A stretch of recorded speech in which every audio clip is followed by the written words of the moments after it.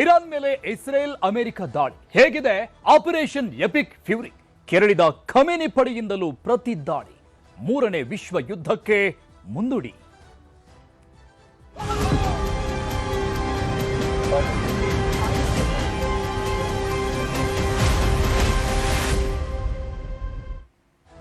Iran ಮೇಲೆ ಮುಗಿಬಿದ್ದಿದೆ Israel ಮತ್ತು ಅಮೆರಿಕ ಜಂಟಿಯಾಗಿ. ಟೆಹರಾನ್ ಸೇರಿ ಇರಾನ್ನ ಹಲವು ಕಡೆಗಳಲ್ಲಿ ಭೀಕರವಾದಂತ ದಾಳಿಗಳಾಗ್ತಾ ಇದೆ. ಬಾಂಬ್ ದಾಳಿ ಆಗ್ತಾ ಇದೆ. 100ಕ್ಕೂ ಹೆಚ್ಚು ಜನ ಈಗಾಗಲೇ ಸಾವನ್ನಪ್ಪಿದ. ಇರಾನ್ ಮೇಲೆ ಇಸ್ರೇಲ್ ಮತ್ತು ಅಮೆರಿಕ ದಾಳಿಯನ್ನ ಶುರು ಮಾಡಿದೆ.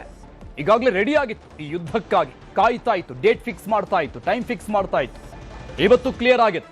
ಆಪರೇಷನ್ ಎಪಿಕ್ ಫ್ಯೂರಿ ಹೆಸರಲ್ಲಿ ಅಮೆರಿಕ ಡೆಡ್ಲಿ ಅಟ್ಯಾಕ್ ಮಾಡ್ತಾ ಇದೆ. ದಕ್ಷಿಣ ಇರಾನ್ನ ಬಾಲಕಿಯರ ಶಾಲೆ ಮೇಲೆ ದಾಳಿಯಾಗಿದೆ.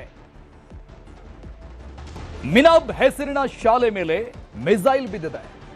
ಅಮೆರಿಕ ಉಡಾಯಿಸಿದಂತಹ ಮಿಸೈಲ್ 40ಕ್ಕೂ ಹೆಚ್ಚು ವಿದ್ಯಾರ್ಥಿನಿಯರು ಸಾವನ್ನಪ್ಪಿದ್ದಾರೆ. ಈ ದಾಳಿಯಲ್ಲಿ ಸ್ಕೂಲ್ ಮೇಲೆ ಮಿಸೈಲ್ ದಾಳಿಯಾಗಿರು ಜನವಸತಿ ಪ್ರದೇಶದ ಮೇಲೆ ಆಗ್ತಾ ಇದೆ. ಮಿನಾಬ್ ಹೆಸರಿನ ಶಾಲೆ ಮೇಲೆ ದೈತ್ಯಾಕಾರದ ಮಿಸೈಲ್ ಬಂದು ಬಿದ್ದಿದೆ.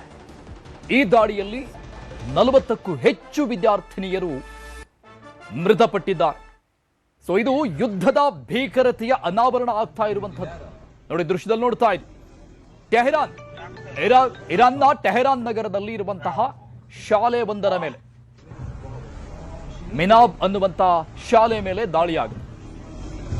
ಆಪರೇಷನ್ ಎಪಿಕ್ ಫ್ಯೂರಿ ಅಂತ ಹೆಸರನ್ನು ಇಟ್ಕೊಂಡಿದೆ ಅಮೆರಿಕ ಈ ಆಪರೇಷನ್ಗೆ. ಮೂರನೇ ವಿಶ್ವ ಯುದ್ಧಕ್ಕೆ ಮುನ್ನುಡಿ ಬರಿತಾ ಇದೆಯಾ ಈ ಯುದ್ಧದ ಬೆಳವಣಿಗೆಗಳು ಅನ್ನೋ ಆತಂಕ ಕಾಡ್ತಾ ಇದೆ.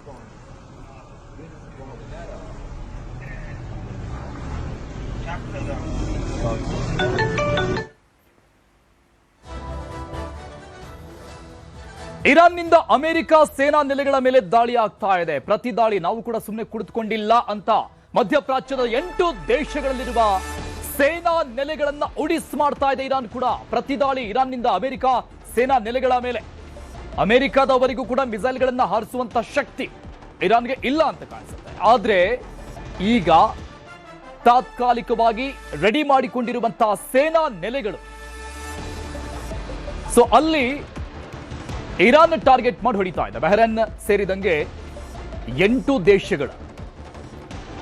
ದೇಶಗಳ ಸೇನಾ ನೆಲೆಗಳ ಮೇಲೆ ಕೌಂಟರ್ ಅಟ್ಯಾಕ್ ಮಾಡ್ತಾ ಇದೆ ಇರಾನ್. ಇಸ್ರೇಲ್ನ ಐಫಾ, ಟೆಲ್ ಅವೀವ್ನತ್ತ ಕ್ಷಿಪಣಿ ದಾಳಿ ಆಗ್ತಾ ಇದೆ. ನೋಡಿದು ಕ್ಷಿಪಣಿ ದಾಳಿಯ ದೃಶ್ಯಾವಳಿಗಳು. ಆ ಸೌಂಡು, ದೈತ್ಯಾಕಾರದ ಮಿಸೈಲ್ಗಳ ಉಡಾವಣೆ ಬೆಚ್ಚಿ ಬೀಳೋ ರೀತಿಯಲ್ಲಿದೆ. ಯುದ್ಧ ಆರಂಭ. ಅಮೆರಿಕ ತಾತ್ಕಾಲಿಕವಾಗಿ ರೆಡಿ ಮಾಡಿಕೊಂಡಿರುವಂತಹ ಒಂದಿಷ್ಟು ಸೇನಾ ನೆಲೆಗಳೇನಿದ್ದಾವೆ ಇರಾನ್ ಸುತ್ತಮುತ್ತಲಿರುವಂತಹ ಒಂದಿಷ್ಟು ಮುಸ್ಲಿಂ ದೇಶಗಳಲ್ಲಿನೇ ಆ ಸೇನಾ ನೆಲೆಗಳನ್ನ ಟಾರ್ಗೆಟ್ ಮಾಡಿ ಅದನ್ನ ಧ್ವಂಸ ಮಾಡ್ತಾ ಇದೆ ಇರಾನ್. ಇಸ್ರೇಲ್ನ ಐಫಾ, ಟೆಲ್ ಅವೀವ್ನತ್ತ ಕ್ಷಿಪಣಿ ದಾಳಿ ಆಗ್ತಾ ಇದೆ ಇರಾನ್ ಕಡೆಯಿಂದಲೂ ಕೂಡ. ಇಸ್ರೇಲ್ ವರೆಗೂ ಕೂಡ ಮಿಸೈಲ್ಗಳು ಬರ್ತಾ ಇದೆ ಇರಾನ್ ಕಡೆಯಿಂದ. ಇದು ಪ್ರತಿ ದಾಳಿ, ಕೌಂಟರ್ ಅಟ್ಯಾಕ್. ಇಸ್ರೇಲ್ ಮತ್ತು ಅಮೆರಿಕ ದಾಳಿಗೆ ಇರಾನ್ ಕಡೆಯಿಂದ ಕೌಂಟರ್ ಅಟ್ಯಾಕ್. ನೋಡಿದು ಮಿಸೈಲ್ ಬೀಳುವಂತ ದೃಶ್ಯ. ದೈತ್ಯಾಕಾರದ ಮಿಸೈಲ್ ಬಂದು ಜನನಿಬಿಡ ಪ್ರದೇಶದಲ್ಲಿ ಬಿದ್ದಿರು ಜನ ಓಡಾಡಿ ಜೀವ ಉಳಿಸಿಕೊಳ್ಳೋದಕ್ಕೆ ಪರದಾಡ್ತಾ ಇರುವಂತಹ ದೃಶ್ಯಗಳಿದು. ಕುವೈತ್ನಲ್ಲಿ ಆ ದೃಶ್ಯಗಳನ್ನ ನೋಡ್ತಾ ಇದ್ರು. 8 ದೇಶಗಳ ಹಲವು ಕಡೆಗಳಲ್ಲಿ ಕೌಂಟರ್ ಅಟ್ಯಾಕ್ ಅನ್ನ ಇರಾನ್ ಮಾಡ್ತಾ ಇದ್ರೆ ನಿರಂತರವಾದಂತಹ ದಾಳಿ ಅಮೆರಿಕ ಮತ್ತು ಇಸ್ರೇಲ್ ಕಡೆಯಿಂದ ಆಗ್ತಾ ಇದೆ. ಜಂಟಿ ದಾಳಿ. ಅಮೆರಿಕ ಈ 2-3 ತಿಂಗಳ ಹಿಂದೆನೆ ಅಟ್ಯಾಕ್ ಮಾಡೋ ಹಿನ್ನೆಲೆಯಲ್ಲೇನೆ ಒಂದಿಷ್ಟು ಸೇನಾ ನೆಲೆಗಳನ್ನ ರೆಡಿ ಮಾಡಿಕೊಳ್ಳಲಾಗಿತ್ತು. ಬಹ್ರೇನ್ ದೃಶ್ಯಗಳನ್ನ ನೋಡ್ತಾ ಇದ್ವಿ. ಬಹ್ರೇನ್ನ ಸದ್ಯದ ಪರಿಸ್ಥಿತಿ ಇದು. ಮುಗಿಲೆತ್ತರಕ್ಕೆ ಚಾಚಿರುವಂತಹ ಕಪ್ಪು ಹೊಗೆ. ಇದು ಮಿಸೈಲ್ನ ದಾಳಿಯ ಪ್ರಭಾವ, ಪರಿಣಾಮ. 100 ಜನ ಸತ್ತೋಗಿದ್ದಾರೆ ಈಗಾಗಲೇ ಈ ಒಂದು ಯುದ್ಧದಲ್ಲಿ.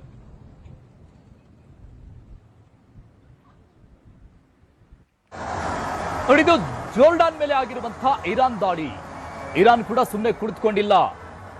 ನಾವು ಎಲ್ಲದಕ್ಕೂ ರೆಡಿ ಅನ್ನುವಂತಹ ಕೌಂಟರ್ ಅಟ್ಯಾಕ್ ಅನ್ನ ಇರಾನ್ ಕೂಡ ನಡೆಸ್ತಾ ಇದೆ. ಅಮೆರಿಕ ರೆಡಿ ಮಾಡಿಕೊಂಡಿರುವಂತಹ ಸೇನಾ ನೆಲೆಗಳನ್ನ ಟಾರ್ಗೆಟ್ ಮಾಡಿ ಆಗ್ತಾ ಇರುವಂತಹ ಕೌಂಟರ್ ಅಟ್ಯಾಕ್ ಇರಾನ್ ಕಡೆಯಿಂದಲೂ ಕೂಡ. ಒಂದು ಕಡೆ ಇಸ್ರೇಲ್ ಅಮೆರಿಕ ಅಟ್ಯಾಕ್ ಮಾಡ್ತಾ ಇದ್ರೆ ನಾವೇನ್ ಕಡಿಮೆ ಇಲ್ಲ, ಸುಮ್ಮನೆ ಕುಳಿತುಕೊಂಡಿಲ್ಲ ಅಂತ ಇರಾನ್ ಕೂಡ ಕೌಂಟರ್ ಅಟ್ಯಾಕ್ ಮಾಡ್ತಾ ಇದೆ.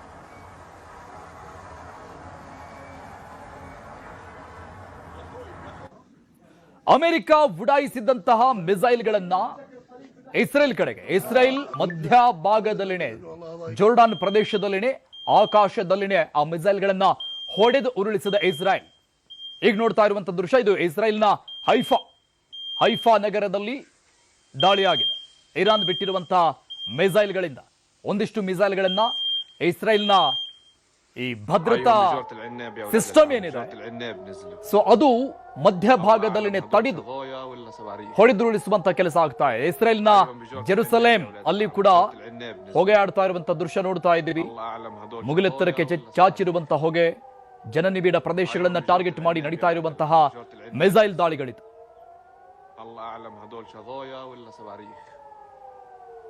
هايهم بجورة العناب يا اولاد العم، بجورة العناب نزلوا. الله اعلم هدول شظايا، الله اعلم هدول شظايا. ಇಂದು ನಡೆದಂತಹ ಇರಾನ್ ಇಸ್ರೇಲ್ ಯುದ್ಧದ ಪರಿಣಾಮವಾಗಿ ಈ ಯುದ್ಧವು ಅಮೆರಿಕ ಪ್ರಾಯೋಜಿತವಾದ್ದರಿಂದ ಸ್ವಾಭಾವಿಕವಾಗಿ ಯುದ್ಧಗಳ ಸಮಯದಲ್ಲಿ ನಡೆಯುವಂತಹ ವಾಯುಸೇನೆಯ ನೆಲೆಯ ಮೇಲಿನ ದಾಳಿಯ ಭಾಗವಾಗಿ ಕೊಲ್ಲಿ ರಾಷ್ಟ್ರಗಳಲ್ಲಿ ಇರುವಂತಹ ಎಲ್ಲ ಅಮೆರಿಕ ವಾಯುಸೇನೆಯ ನೆಲೆಯ ಮೇಲೆ ದಾಳಿ ನಡೆದಿದೆ. ಅದರಂತೆ ಯುನೈಟೆಡ್ ಅರಬ್ ಎಮಿರೇಟ್ಸ್ನಲ್ಲಿರುವ ರಾಜಧಾನಿ ಅಬುದಾಬಿಯ ಅಲ್ದಾಫ್ರಾ ಎಂಬ ನಗರದಲ್ಲಿರುವ ಅಮೆರಿಕ ವಾಯುನೆಲೆಯ ಮೇಲೆ ಕೂಡ ದಾಳಿಯಾಗಿದೆ. ಮಧ್ಯಾಹ್ನ ಸರಿಸುಮಾರು 12:30 ಹೊತ್ತಿಗೆ ನಿರಂತರವಾಗಿ 2 ಬ್ಯಾಲಿಸ್ಟಿಕ್ ಕ್ಷಿಪಣಿಗಳ ದಾಳಿಯಾಗಿದೆ. ಅದರಿಂದಾಗಿ ಓರ್ವ ಏಷ್ಯಾ ನಾಗರಿಕರ ಸಾವನ್ನಪ್ಪಿದ್ದಾರೆ ಎಂದು ವರದಿ ಮಾಡಲಾಗಿದೆ. ಯಾವುದೇ ವಾಸಸ್ಥಳದ ಮೇಲೆ ದಾಳಿ ನಡೆದ ಬಗ್ಗೆ ವರದಿಯಾಗಿಲ್ಲ. ಯುನೈಟೆಡ್ ಅರಬ್ ಎಮಿರೇಟ್ಸ್ನ ಸೇನಾಪಡೆಯು ಎಲ್ಲ ದಾಳಿಗಳನ್ನು ಎದುರಿಸುವಲ್ಲಿ ಸಶಕ್ತವಾಗಿದೆ ಎಂದು ಅಧಿಕೃತವಾಗಿ ಪ್ರಕಟಣೆಯನ್ನು ಹೊರಡಿಸಿದೆ. ಸಾರ್ವಜನಿಕರು ಯಾರೂ ಗಲಿಬಿಲಿಗೊಳ್ಳುವ ಅವಶ್ಯಕತೆ ಇಲ್ಲ.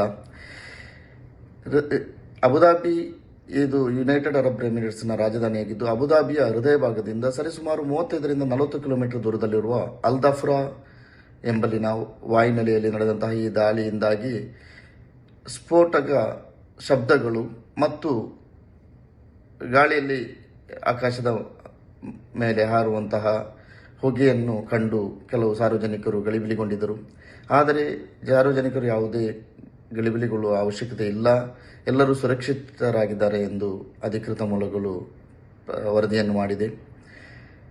ಅದೇ ರೀತಿ ವಿಮಾನ ಸಂಚಾರವನ್ನು ರದ್ದುಪಡಿಸಲಾಗಿದೆ. ಬಹುತೇಕ ವಿಮಾನ ಸಂಚಾರವನ್ನು ರದ್ದುಪಡಿಸಲಾಗಿದೆ. ಮುಂದಿನ 1 ವಾರಗಳ ತನಕ ಬಹುತೇಕ ವಿಮಾನ ಸಂಚಾರಗಳನ್ನು ರದ್ದುಪಡಿಸಲಾಗಿದೆ. ಆದ್ದರಿಂದ ಪ್ರಯಾಣ ಬೆಳೆಸುವವರು ಮಗದೊಮ್ಮೆ ಪರಿಶೀಲಿಸಿ ಪ್ರಯಾಣವನ್ನು ಮುಂದುವರಿಸಿ. ಅಲ್ಲದೆ ಸಾರ್ವಜನಿಕರು ಯಾವುದೇ ಊಹಾಪೋಹಗಳಿಗೆ ಎಡೆ ಮಾಡದೆ, ಸುಳ್ಳು ಸುದ್ದಿಗಳನ್ನು ಹರಡಿಸದೆ, ಅಧಿಕೃತವಾಗಿ ಬರುವಂತಹ ಮಾಹಿತಿಗಳನ್ನು ಮಾತ್ರ ಸ್ವೀಕರಿಸಿ ಅದರಂತೆ ಮುನ್ನಡೆಯಿರಿ. ಯಾವುದೇ ಊಹಾಪೋಹಗಳಿಗೆ ಕಿವಿಗೊಡದಿರಿ, ಯಾವುದೇ ಸುಳ್ಳು ಸುದ್ದಿಗಳನ್ನು ಹರಡಿಸದಿರಿ. ಅಲ್ಲದೆ ಭಾರತೀಯ ನಾಗರಿಕರಿಗೆ ಈಗಾಗಲೇ ಅಬುದಾಬಿಯಲ್ಲಿರುವ ಯುನೈಟೆಡ್ ಅರಬ್ ಎಮಿರೇಟ್ಸ್ನ ಭಾರತೀಯ ದೂತಾವಾಸ ಕಚೇರಿಗಳು ತಮ್ಮ ಸಹಾಯವಾಣಿ ಸಂಖ್ಯೆಗಳನ್ನು ಈಗಾಗಲೇ ಪ್ರಸಾರ ಮಾಡಿದೆ. ಯಾವುದೇ ತುರ್ತು ಸಂದರ್ಭಗಳಲ್ಲಿ ಅವರನ್ನು ನೇರವಾಗಿ ಸಂಪರ್ಕಿಸಿ ಮಾಹಿತಿಯನ್ನು ಪಡೆಯಿರಿ ಅಥವಾ ತಮ್ಮ ಸಹಾಯವನ್ನು ಕೇಳಿ. ಓಕೆ, ಈ ಯುದ್ಧದ ವಿಚಾರಕ್ಕೆ ಸಂಬಂಧಪಟ್ಟಂಗೆ ಮಾತನಾಡೋದಕ್ಕೆ ಬಹ್ರೇನ್ನಲ್ಲಿರುವಂತಹ ಕನ್ನಡಿಗ ಸಫಾನ್ ಅವರು ಕೂಡ ಲೈವ್ನಲ್ಲಿ ಜಾಯ್ನ್ ಆಗ್ತಾ ಇದ್ದಾರೆ. ಇದ್ರ ಜೊತೆಗೆ ನಿವೃತ್ತ ಸೇನಾಧಿಕಾರಿ ಲೆಫ್ಟಿನೆಂಟ್ ಕರ್ನಲ್ ಸುನಿಲ್ ಕುಮಾರ್ ಅವರು ಕೂಡ ನಮ್ಮ ಜೊತೆ ಲೈವ್ನಲ್ಲಿ ಜಾಯ್ನ್ ಆಗ್ತಾ ಇದ್ದಾರೆ. ನಾವು ಮೊದಲಿಗೆ ಬಹ್ರೇನ್ನಲ್ಲಿರುವಂತಹ ಕನ್ನಡಿಗ ಅವರನ್ನು ಮಾತನಾಡಿಸ್ಬಿಡೋಣ. ಸರ್, ಹೇಗಿದೆ ಪರಿಸ್ಥಿತಿ? ಭಯ ಪಡುವಂತಹ ವಾತಾವರಣ ಇದೆಯಾ?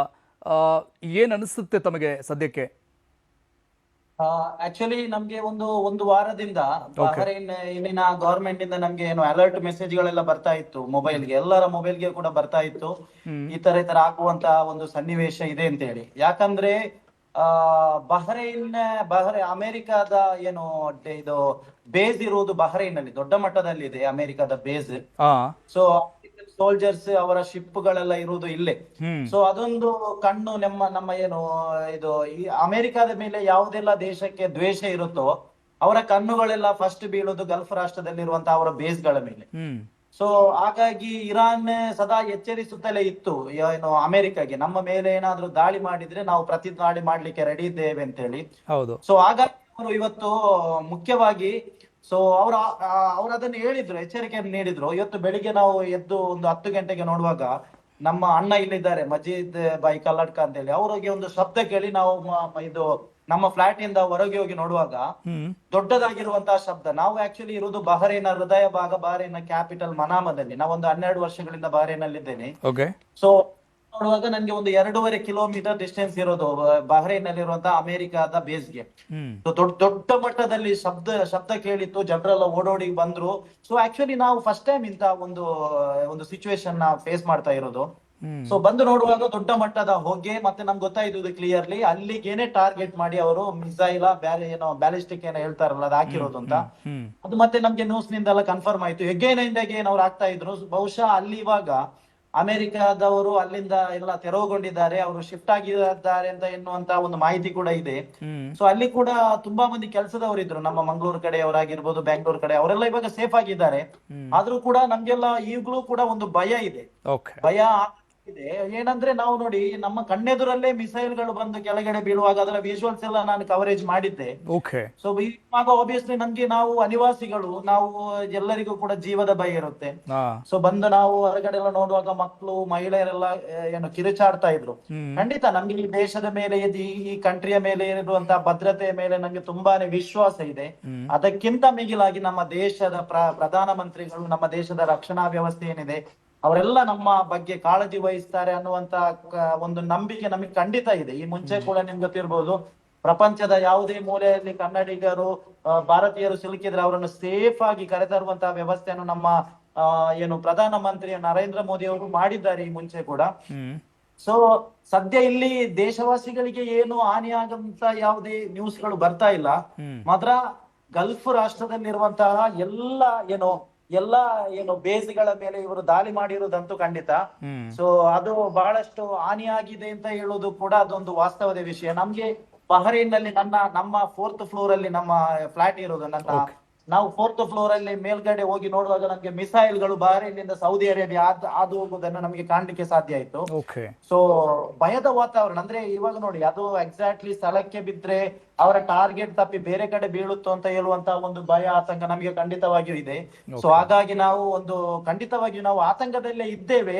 ಆತಂಕ ಇಲ್ಲ ಅಂತ ಏನಿಲ್ಲ, ಆದ್ರೂ ಕೂಡ ನಮ್ಗೆ ಈ ದೇಶದ ಮೇಲೆ, ಇಲ್ಲಿನ ಒಂದು ರಕ್ಷಣೆಯ ಮೇಲೆ, ನಮ್ಮ ಇಲ್ಲಿನ ಶೇಖ್ ಅಹಮದ್ ಖಲೀಫಾ, ಇಲ್ಲಿನ ರಾಜರ ಅವರುಗಳ ಮೇಲೆ ಎಲ್ಲ ತುಂಬಾನೇ ಏನು ವಿಶ್ವಾಸ ಇದೆ. ಯಾಕೆಂದ್ರೆ ಗಲ್ಫ್ ಕಂಟ್ರಿಗಳು ಇದುವರೆಗೂ ಯಾವುದೇ ರೀತಿಯ ದೇಶದ ಜೊತೆ ಯುದ್ಧಕ್ಕೆ ಹೋಗ್ಲಿಲ್ಲ, ಶಾಂತಿಯ ಸಂದೇಶವನ್ನು ಮಾತ್ರ ಅವರು ಸಾರಿರೋದು. ಮತ್ತೆ ನಿಮ್ಮಂತಹ ನ್ಯೂಸ್ ಚಾನೆಲ್ಗಳೆಲ್ಲ ಈ ಒಂದು ನ್ಯೂಸ್ ಅನ್ನು ಜಗತ್ತಿಗೆ ಬಿತ್ತರಿಸಿ ನಮ್ಗೆ ಒಂದು ಆಶ್ವಾಸನೆಯನ್ನು ಕೊಡುವುದು ಕೂಡ ನಮ್ಗೆ ತುಂಬಾನೇ ಖುಷಿಯನ್ನು ನೀಡ್ತಾ ಇದೆ. ಯಾಕೆಂದ್ರೆ ಕನ್ನಡ ಚಾನೆಲ್ಗಳನ್ನು ಬಹಳಷ್ಟು ವಿದೇಶದಲ್ಲಿ ಕೂತು ವಾಚ್ ಮಾಡ್ತಾರೆ. ತಾವುಗಳು ಕೂಡ ಹಾಗೇನೆ ಪ್ಯಾನಿಕ್ ಮಾಡದಿರೋ ರೀತಿಯಲ್ಲಿ ಜನರಿಗೆ ಒಂಥರ ಅವರಿಗೆ ಅವರನ್ನು ಧೈರ್ಯ ತುಂಬುವಂತ ಕೆಲಸಗಳನ್ನು ಕೂಡ ನೀವು ಕೂತು ಮಾಡ್ಬೇಕು ಅಂತ ನಮ್ಮಲ್ಲಿ ವಿನಂತಿ. ಯಾಕಂದ್ರೆ ನಮ್ಗೆ ಗೊತ್ತುಂಟು ಆ ಫೀಲಿಂಗ್, ನಮ್ಗೆ ತುಂಬಾನೇ ಎಷ್ಟು ಭಯ ಇದೆ. ನಮ್ಮ ಹೆಂಡತಿ ಮಕ್ಕಳು ಕಾಯ್ತಾ ಇರ್ಬೋದು, ತಂದೆ ತಾಯಿ ಕಾಯ್ತಾ ಇರ್ಬೋದು ಅನ್ನುವಂತ ನೋಡಿ, ನಮ್ಮ ಕಣ್ಣೆದುರಲ್ಲೇ ಅಲ್ಲಿ ಮಿಸೈಲ್ಗಳು ಬೀಳ್ತಾ ಇರುವಾಗ ನಾವು ಎಷ್ಟೊಂದು ವರಿ ಇರ್ಬೋದು ನಮ್ಗೆ. ಹಾಗಾಗಿ ನಮ್ಮ ಏನು ಸೇಫ್ ಗಾಗಿ ನೀವೆಲ್ಲ ಪ್ರಾರ್ಥನೆ ಮಾಡ್ಬೇಕು ಅಂತ ಕೇಳಿಕೊಳ್ತಾ ಇದ್ದೇನೆ. ಇದು ಥರ್ಡ್ ವಾರ್ಗೆ ಬಿಗಿನಿಂಗ್ ಅಂತ ಅನ್ಕೊಳ್ಳೋ ರೇಂಜ್ಗೆ ಆಗ್ತಾ ಇದೆ ಸರ್. ಸೊ ಹೇಗ್ ನೋಡ್ತೀರಿ ತಾವು ಇದನ್ನ?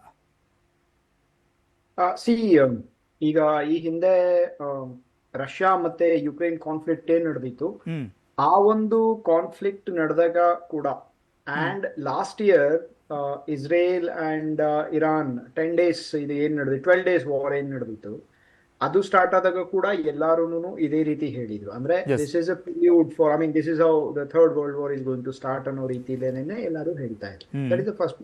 But it's not that easy. ನಾನು ಕಾರಣ ಹೇಳ್ತೀನಿ ಯಾಕೆ ಇದು ವರ್ಲ್ಡ್ ವಾರ್ ಅಂತ ನಾವು ಕರೆಯಕಾಲ. ಅಫ್ಕೋರ್ಸ್ ನೋಡಿ, ಆ 12 days ವಾರ್ ಏನ್ ನಡೆದಿತ್ತು ಲಾಸ್ಟ್ ಇರಾನ್ ಅಂಡ್ ಇಸ್ರೇಲ್ ಮಧ್ಯದಲ್ಲಿ ಲಾಸ್ಟ್ ಇಯರ್ ಏನ್ ನಡೆದಿತ್ತು, ಆ 12 days ವಾರ್ಗಿನ್ನ ಈ ಒಂದು ಕಾನ್ಫ್ಲಿಕ್ಟ್ ಹೆಂಗ್ ನಡೆದಿದೆ ಈಗ, ಈ ಸ್ಕೋಪ್ ತುಂಬಾ ದೊಡ್ಡದು. ಯಾಕೆ ಅಂತ ಹೇಳಿದ್ರೆ, ಆ ಒಂದು 12 days ವಾರ್ ಏನ್ ನಡೆದಿತ್ತು ಜೂನ್ ಲಾಸ್ಟ್ ಇಯರ್ ಅಲ್ಲಿ, ಅದರಲ್ಲಿ ಬರೀ ಇಸ್ರೇಲ್ ಮೇಜರ್ ಅಟ್ಯಾಕ್ ಏನಿತ್ತು ಅದು ಇದ್ರ ಮೇಲೆ ನಡೆದಿದ್ದು ಏನಂದ್ರೆ ಇರಾನ್ ಮೇಲೆ, ಅದು ಬರೀ ಇಸ್ರೇಲ್ ಡಾಮಿನೆಂಟ್ ಆಗಿತ್ತು. ಲಾಸ್ಟ್ ಅಲ್ಲಿ ಮಾತ್ರನೇ ಅವರ ಫೋರ್ಡೋ ಮತ್ತೆ ನನಾಟ್ಸ್ ಏರ್ ಬೇಸ್ ಮೇಲೆ ಅವರ ನ್ಯೂಕ್ಲಿಯರ್ ಕೇಪಬಿಲಿಟೀಸ್ ನ ನ್ಯೂಟ್ರಲೈಸ್ ಮಾಡಕ್ಕೆ ಅಮೆರಿಕ ಬಂದಿತ್ತು. ಅವರು ಅವರ ಅಂಡರ್ ಗ್ರೌಂಡ್ ಬಂಕರ್ ಬರ್ಸ್ಟರ್ ಬಾಂಬ್ಸ್ ಏನಿತ್ತು, ಮದರ್ ಆಫ್ ಆಲ್ ಬಾಂಬ್ಸ್, ಅದನ್ನ ಅವ್ರು ಯೂಸ್ ಮಾಡಿದ್ರು. ಆದ್ರೆ ಇದು ಹಾಗಲ್ಲ, ಯಾಕಂತ ಹೇಳಿದ್ರೆ ದಿಸ್ ಹ್ಯಾಸ್ ವೈಡ್ ರೀಜನಲ್, ಇದು ಒಂದು ರೀಜನಲ್ ಕಾನ್ಫ್ಲಿಕ್ಟ್ ಆಗಿ ಇದು ಉಳಿಯೋ ರೀತಿಯಲ್ಲಿ ಇದಿಲ್ಲ. ಯಾಕಂತ ಹೇಳಿದ್ರೆ the very beginning of this attack is based on neutralising Iranian nuclear capability. That is the first thing. ಅದನ್ನ ಬಿಟ್ಟು ಅದಕ್ಕಿಂತ ದೊಡ್ಡದಾಗಿರುವಂತದ್ದು ಅಂದ್ರೆ, ನಾನು this is not just A personal opinion, this is an established fact. ಈಗ ನೋಡಿ, ವೆನೆಜುವೆಲಾ ಅಲ್ಲಿ ಅಮೆರಿಕ ಏನ್ ಮಾಡ್ತು, ಒಬ್ಬ ಸಿಟ್ಟಿಂಗ್ ಪ್ರೆಸಿಡೆಂಟ್ ಯಾರಿದ್ರು, ಆ ಸಿಟ್ಟಿಂಗ್ ಪ್ರೆಸಿಡೆಂಟ್ ನ ಅವರ ಒಂದು ಸೆಕ್ಯೂರಿಟಿನ ಅಟ್ಯಾಕ್ ಮಾಡ್ಬಿಟ್ಟು ಅವರ ಒಂದು ಕಿಡ್ನಾಪಿಂಗ್ ಮಾಡಿ ಈಗ ಅವ್ರನ್ನ he is kept us prisoner in United States of America. ಅಲ್ವಾ? ಕಾರಣ ಏನು? It is not because Russia ಅಲ್ಲಿ ಇನ್ವಾಲ್ವ್ ಆಗಿತ್ತು, ಚೈನಾ ಇನ್ವಾಲ್ವ್ ಆಗಿತ್ತು, ಆ ಒಂದು ರೀಸನ್ ಇಂದ ಅಲ್ಲ. Because they are interested in their energy, that is oil ಅಲ್ಲಿ ಮತ್ತೆ ಅವರ ಒಂದು ರೇರ್ ಅರ್ತ್ ಮಿನರಲ್ಸ್ ಏನಿದೆ ಅದರಲ್ಲಿ ಅವ್ರಿಗೆ ಇಂಟ್ರೆಸ್ಟ್ ಇತ್ತು.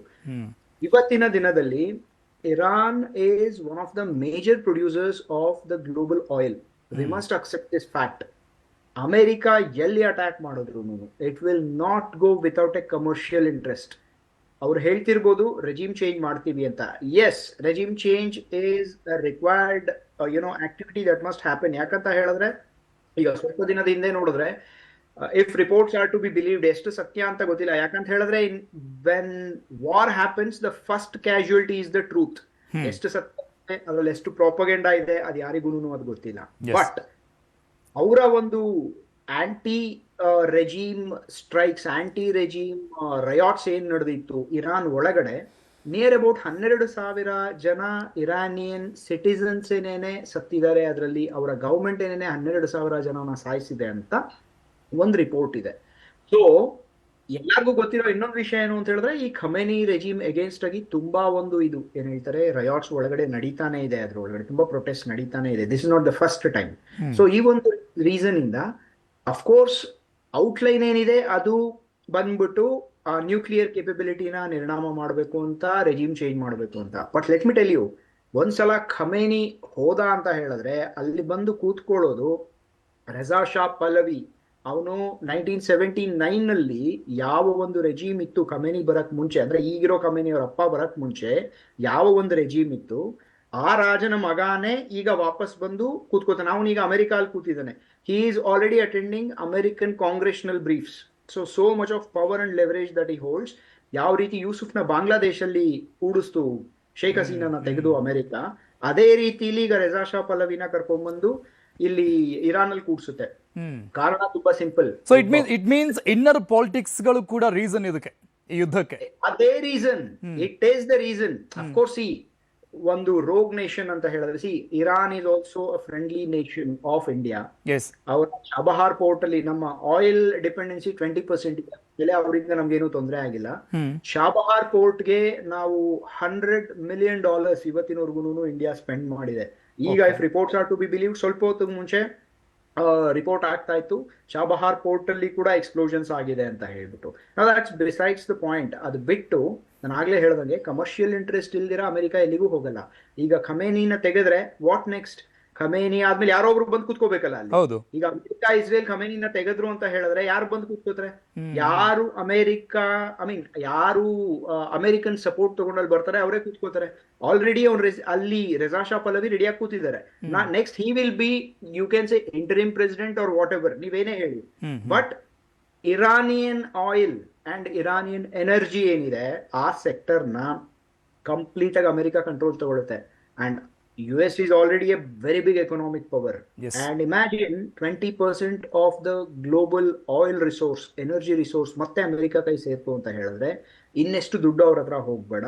ಅವರು ಎನರ್ಜಿ ಸೆಕ್ಟರ್ ನ ಪೂರ್ತಿ ಅವ್ರ ಕೈಗೆ ತಗೊಂಡ್ಬಿಡ್ತಾರೆ. Right now America does not control that, but this is one of the underlying reasons. ಏನ್ ಗೊತ್ತಾ, ಈಗ ನದಿ ಮೇಲೆ ಹೇಗೆ ಹರಿಯತ್ತಲ್ಲ ಅದು ಒಂದು ಸ್ಪೀಡ್ ಇರುತ್ತೆ, ಅದ್ರ ಕೆಳಗಡೆ ಅಂಡರ್ ಕರೆಂಟ್ಸ್ ತುಂಬಾ ಇರುತ್ತೆ. This is one of the reasons. ನಾವು ಆಲ್ರೆಡಿ ಇದರ ಒಂದು ಟ್ರೈಲರ್ ಏನಿದೆ ಅದನ್ನಾಗ್ಲೇ ನಾವು ವೆನೆಜುವೆಲಾ ಅಲ್ಲಿ ನೋಡಿದ್ವಿ.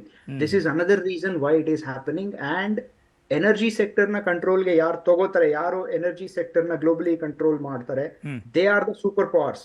Okay. And America is already A super power. And generally super power ನ ಹೇಗೆ ಇದು ಮಾಡ್ತಾರೆ ಅಂತ ಹೇಳಿದ್ರೆ, ಡಿಫೈನ್ ಮಾಡ್ತಾರೆ ಅಂದ್ರೆ, in any part of the world you should be able to raise a war or a conflict within 2 hours. ಅಮೆರಿಕಾಗ ಆ ಕೆಪಬಿಲಿಟಿ ಆಲ್ರೆಡಿ ಇದೆ, ಅದು ಒಂದಕ್ಕೆ ಇರುವಂತದ್ದು. ಹೌದು. ಅದು ಬಿಟ್ಟು these are the reasons, underlying reasons for whatever is. Yes hold on sir, ಮಾತನಾಡಿಸ್ತೇನೆ. ಸಫಾನ್ ಲೈನಲ್ಲಿದ್ದಾರೆ ಬಹರೇನ್ನಿಂದ. ಸರ್, ಏನು ಇನ್ಸ್ಟ್ರಕ್ಷನ್ಸ್ಗಳು ಸಿಗ್ತಾ ಇದೆ ಅಲ್ಲಿ ಸ್ಥಳೀಯ ಸರ್ಕಾರದಿಂದ ಮತ್ತು ಭಾರತದಿಂದ ಅಧಿಕಾರಿಗಳು ಏನು ಇನ್ಸ್ಟ್ರಕ್ಷನ್ಸ್ಗಳನ್ನು ಕೊಡ್ತಾ ಇದ್ದಾರೆ ತಮಗೆಲ್ಲ? ಎಸ್, ಡೆಫಿನೆಟ್ಲಿ ನಮ್ಗೆ ಅದೇ ನಾನು ಹೇಳಿದಾಗೆ ನಮ್ಗೆ ಬಹರೇನ್ ಮಿನಿಸ್ಟ್ರಿಯಿಂದ, ಬಹರೇನ್ ಗವರ್ಮೆಂಟ್ ಸೈಡ್ ಇಂದ ನಮ್ಗೆ ಏನು ಮೆಸೇಜ್ಗಳು ಬರ್ತಾ ಇದೆ, ಮತ್ತೆ ಸೈರನ್ಗಳು ಮೊಳಗ್ತಾ ಇದೆ, ಮತ್ತೆ ಅವಾಗ ಅವರು ಅಫಿಷಿಯಲ್ ಇಲ್ಲಿನ ನ್ಯೂಸ್ ಚಾನೆಲ್ಗಳು ಹೇಳ್ತಾ ಇದ್ದಾರೆ ಪ್ಯಾನಿಕ್ ಆಗ್ಬೇಡಿ ಅದು ಇದು ಅಂತ. ಅದು ಡೆಫಿನೆಟ್ಲಿ ಇವರು ಇದು ಮತ್ತೆ ಏನು ನಾವೆಲ್ಲ ಆಕ್ಚುಲಿ ಇಲ್ಲಿನ ದೇಶವಾಸಿಗಳೆಲ್ಲ ಪ್ಯಾನಿಕ್ ಆಗ್ಲಿಕ್ಕೆ ಕಾರಣ ಏನಂದ್ರೆ, ಇವಾಗ ನಾನೇ ಒಂದು 12 years ಇಂದ ಬಂದು ಇಂತ ಒಂದು ಸಿಚುವೇಶನ್ ನ ನಾವು 1% ಕೂಡ ಇಮ್ಯಾಜಿನ್ ಮಾಡ್ಲೇ ಇಲ್ಲ.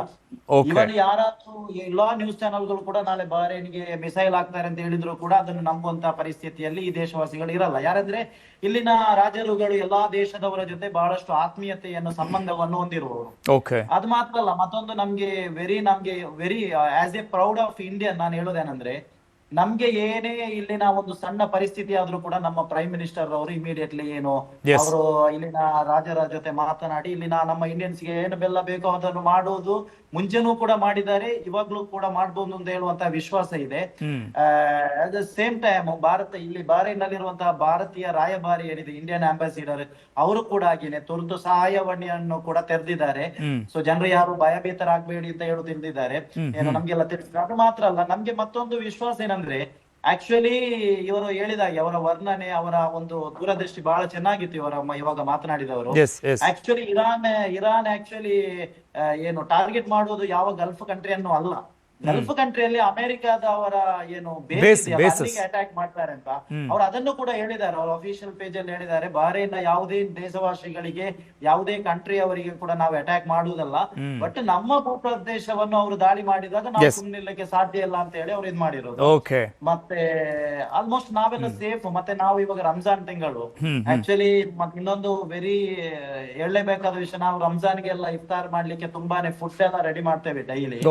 ಆಕ್ಚುಲಿ ನಮ್ಮ ಫ್ರೆಂಡ್ಸ್ ದೂರದಿಂದ, ರಿಫಾದಿಂದ, ಸುಹೈಲ್ ಅಂತ ಎಲ್ಲ ತುಂಬಾ ಮಂದಿ ಬರ್ತಾರೆ. ಇವತ್ತು ಬರ್ಲಿಕ್ಕೆ ಕೂಡ ಆಗುದಿಲ್ಲ, ನಮ್ಗೆ ಕೂಡ ಹೋಗ್ಲಿಕ್ಕೆ ಕೂಡ ಆಗುದಿಲ್ಲ. ಓಕೆ ಸಫಾನ್ ಅವರೇ, ಧೈರ್ಯವಾಗಿರಿ, ಏನು ಆಗೋದಿಲ್ಲ, ಎಲ್ಲವೂ ಸರಿಪಡಿಸುವಂತ ಲೆಕ್ಕಕ್ಕೆ ಹೋಗ್ತಾ ಇದೆ. Thank you so much News eighteen ಜೊತೆ ಮಾತನಾಡೋದಕ್ಕೆ. ಸುನಿಲ್ ಕುಮಾರ್, ತಮಗೂ ಕೂಡ thank you sir News eighteen ಜೊತೆ ಮಾತನಾಡೋದಕ್ಕೆ. ಸರ್, ತಮ್ಮ ಒಂದು ತಾವು ಮಾತನಾಡಿದ